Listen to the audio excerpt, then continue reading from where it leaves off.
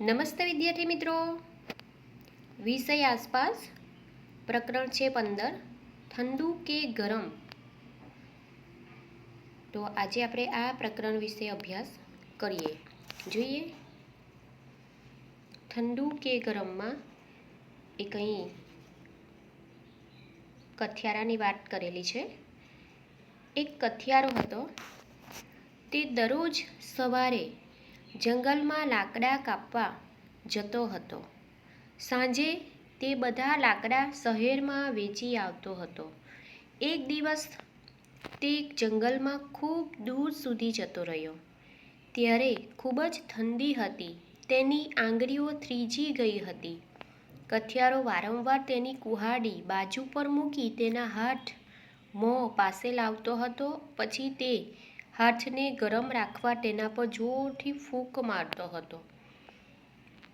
કથિયારો એટલે કે જંગલમાં જે લાકડા કાપે ને લાકડાને શહેરમાં જઈને વેચે ને પોતાનું જીવન ગુજરાન ચલાવતો હોય એ પ્રમાણે, બરાબર ને? તો એને લાકડા કાપનારને કઠિયારો કહેવામાં આવે. તો મિત્રો, અહીં જે આપણને વાર્તા કરી છે એ કથિયારાની, જેમાં કથિયારો એનું જે રોજનું નિત્યક્રમ છે એ સવારે રોજ જંગલમાં લાકડા કાપવા જાય છે, બરાબર, અને પછી સાંજે તે બધા લાકડા શહેરમાં વેચી આવતો હતો. પણ એક દિવસ એ જંગલમાં ખૂબ દૂર સુધી જતો રહ્યો. ત્યાં ઠંડીના દિવસો અને ત્યારે ખૂબ જ ઠંડી હતી.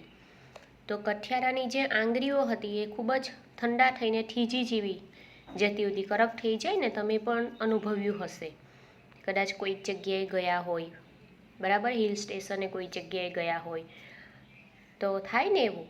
તો આપણે ઘણીવાર તમે પણ બે હાથ આપણે ઘસીએ અને ફૂંક મારીએ મોંથી, બરાબર. તો આપણી જે અંદરથી અત્યારે શિયાળામાં તમે ખૂબ જ ઠંડી લાગતી હોય તમને, બરાબર, તો મોંમાં આપણે વાત કરીએ તો મોંમાંથી આપણને ધુમાડો જેવો નીકળતો હોય, બરાબર.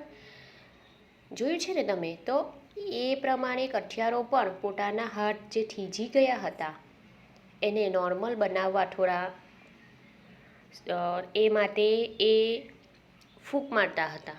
હાથ ઘસીને જોરથી મોં વડે ફૂંક મારતો હતો, જેથી કરીને એમના જે થીજેલા હાથમાં થોડું ઓછો થાય અને એને પાછું એ કામ કરી શકે, બરાબર. જ્યારે તે લાકડા કાપતો હતો ત્યારે મિયા બાલિસ્તીએ ખૂણામાંથી તેને જોતા હતા. મિયા બાલિસ્તીએ જોયું કે કથિયારો તેના હાથમાં ફૂંકો માર્યા કરતો હતો. તે આશ્ચર્યમાં પડ્યા, આ બધું શું છે? પરંતુ તેઓ તે સમજી શક્યા નહીં. તે વિચાર કરતા ઊભા થયા કે તેમણે કઠિયારાને પૂછવું જોઈએ. થોડું ચાલ્યા પછી તે એવું વિચારીને પાછા આવ્યા કે કદાચ કઠિયારાને તે ન ગમે તો. અંતમાં મિયા બાલિસ્તીએ પોતાની જાતને રોકી શક્યા નહીં. તે કૂદતા કૂદતા કથિયારા પાસે ગયા અને કહ્યું, કેમ છો ભાઈ? જો તમને વાંધો ન હોય તો હું તમને કંઈક પૂછી શકું? તમે ચિત્રની અંદર જોઈ શકો છો, બરાબર. આ ટચુકડા માણસને જોઈ કઠિયારો તો આશ્ચર્યચકિત અને આનંદિત થઈ ગયો, પરંતુ તેણે તેનું હાસ્ય સંતાડી રાખ્યું અને કહ્યું, જરૂરથી પૂછો. તમારે શું પૂછવું છે? મારે એ પૂછવું છે કે તમે તમારા હાથ પર ફૂંકો કેમ માર્યા કરો છો? મિયા બાલિસ્તીએ પૂછ્યું. કથિયારાને ક્યારથી જોયા કરતો હતો એટલે એમનાથી રહેવાયું નહીં, એટલે પૂછી પાડ્યું કે તમે તમારા હાથ પર ફૂંકો કેમ માર્યા કરો છો? કથિયારાએ જવાબ આપ્યો, ખૂબ જ ઠંડી છે, મારા હાથ થીજી જાય છે, તેથી હું તેને ગરમ રાખવા તેના પર ફૂંકો મારું છું. પછી જ્યારે તે ફરી ઠંડા થાય છે ત્યારે હું ફરી તેમને ગરમ રાખવા ફૂંકો મારું છું. મિયા બાલિસ્તીએ માથું હલાવ્યું. ઓહો, તો એવું છે. અને પછી તે ત્યાંથી જતા રહ્યા, પરંતુ તે નજીકમાં જ રહ્યા અને કઠિયારા પર બારીક નજર રાખતા રહ્યા. થોડી જ વારમાં બપોર થઈ. કઠિયારો બપોરના ભોજન વિશે વિચારવા લાગ્યો. તેણે 2 પથ્થર લીધા અને ચૂલો બનાવ્યો. તેને આગ સળગાવી અને નાના વાસણમાં બટાટા બાફવા મૂક્યા. લાકડા ભેજવાળા હતા, તેથી કઠિયારો નીચે નમ્યો અને આગને સળગાવવામાં મદદ થાય તે માટે ફૂંક મારવા લાગ્યો. બાલિસ્તીએ તેને થોડી દૂરથી જોઈ રહ્યા હતા. તેમણે પોતાની જાતને કહ્યું, અરે જો, તે ફરી કરવા લાગ્યો. તેના મોંથી ફૂંક મારવા લાગ્યો. શું આગ તેના મોંમાંથી નીકળે છે? તો મિત્રો, ચૂલો, લાકડા સળગાવીને જે ચૂલો અત્યારે પણ હજી ગામડાની અંદર ચૂલો સળગાવવામાં આવે છે, બરાબર ને?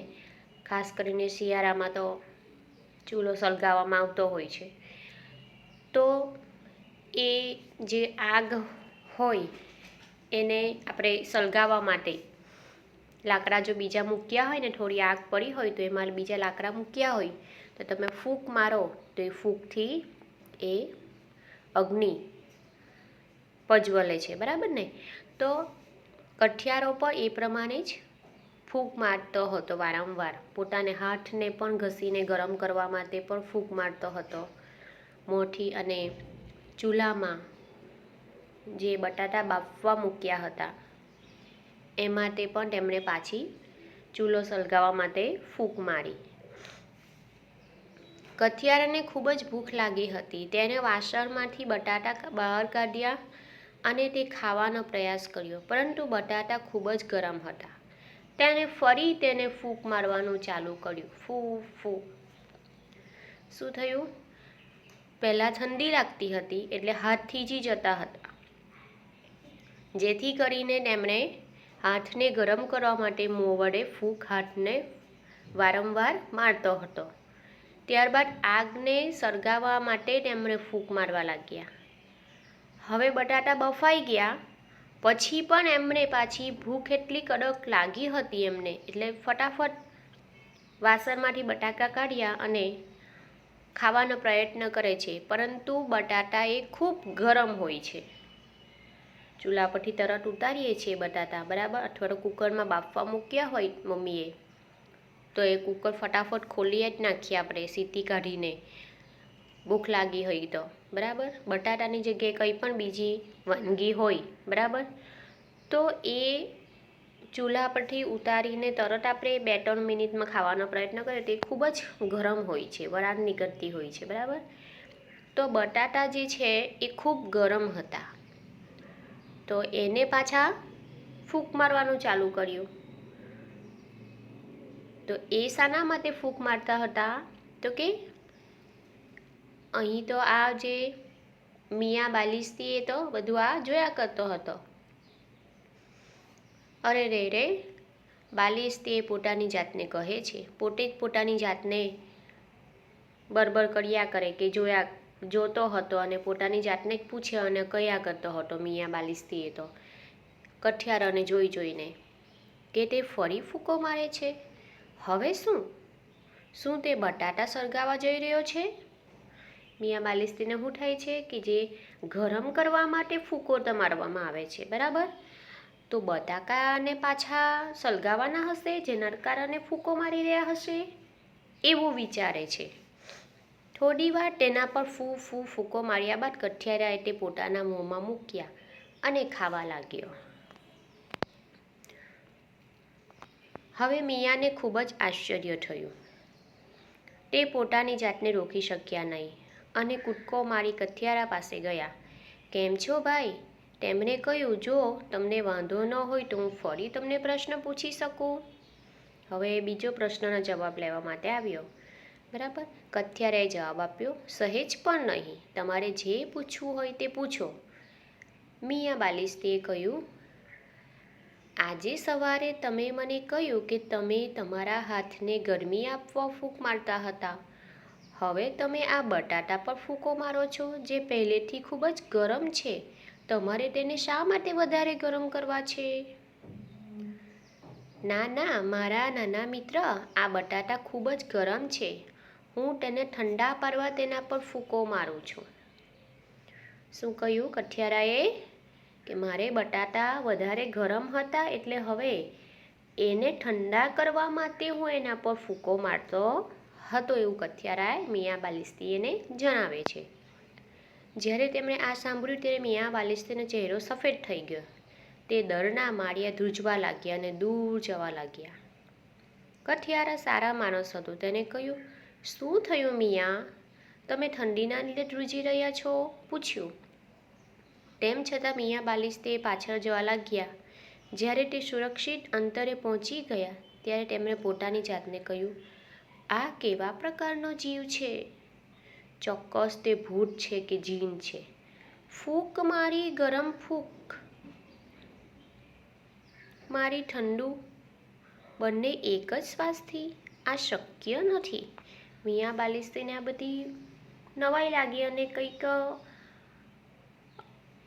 જુદું લાગ્યું કે આ કયો પ્રકારનો માણસ છે. કંઈ પહેલાં કીધું કે મેં ઠંડી લાગે છે જેથી હાથને ગરમ કરવા માટે હું ફૂંક મારી રહ્યો છું, ચૂલો સળગાવવા માટે ફૂંક મારી, તો તેનાથી અગ્નિ પ્રગટે તેના માટે ફૂંક મારી, એ બરાબર. પરંતુ હવે બટાટા તો પહેલેથી જ ગરમ હતા, તો બટાટાને પાછા ઠંડા કરવા ફૂંક મારે.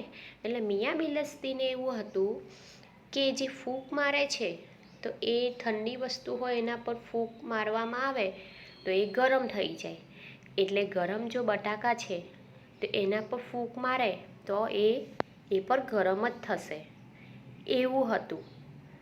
પરંતુ આપણે સૌ જાણીએ છીએ બરાબર કે જે ગરમ વસ્તુ હોય એના પર આપણે જે ફૂંકો મારીએ છીએ તેનાથી એ ઠંડા પડે છે. તો આ બધું મિયાં બાલિસ્તીને કંઈક અલગ લાગે છે, જુદું જ લાગે છે કે આ શું કરી રહ્યો છે માણસ, એવું લાગે છે. એટલે એ તો એનાથી દૂર જતો રહે છે અને એને લાગે છે કે આ તો એક ચોક્કસ ભૂત છે, એવું લાગે છે. હા, તે સાચું છે. અમુક વસ્તુઓ જે દેખાતી નથી પરંતુ તે હોય છે. એમના વિશે આપણે આ પાઠની અંદર એવું જાણકારી મેળવવાની છે કે કઈ વસ્તુ ગરમ છે, કઈ વસ્તુ ઠંડી છે, અને કેવા અનુમાનો પરથી આપણે અનુમાનો દ્વારા સમજવાનો પ્રયત્ન કરીશું, બરાબર. તો આ એ પાઠની અંદર જે આ વાર્તા આપી છે તો એ ઝાકીર હુસેન એ લખી છે.